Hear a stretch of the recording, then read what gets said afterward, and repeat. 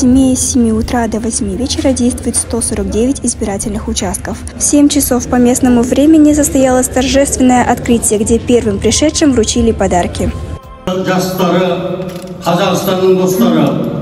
Бүгін біз үлкен бір тарихи кезеңде тұрмыз. Ол бүгін еліміздің үлкен бір кезеңі Қазақстанның сайлауы басталды. Ол біз жай ғана жерде тұрған жоқпыз.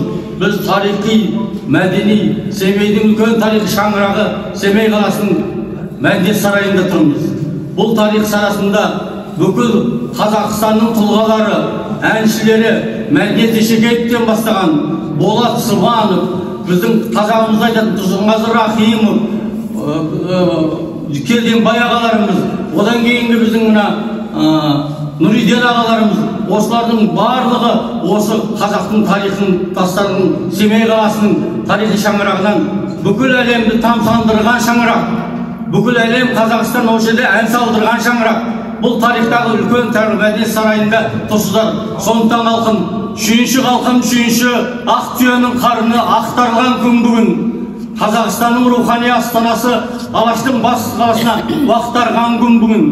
Жаңдырған жаңа қазақ ғасырға уақ қонып Семей басына. Облыс болып тұр бүгін Ұлы Абайдың атында.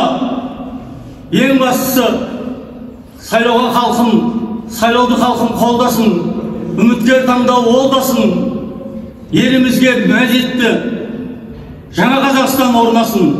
Уже в 4 часа утра семейчане ожидали открытия избирательных участков, чтобы отдать свой голос. На данный момент свой голос отдали уже 10 человек.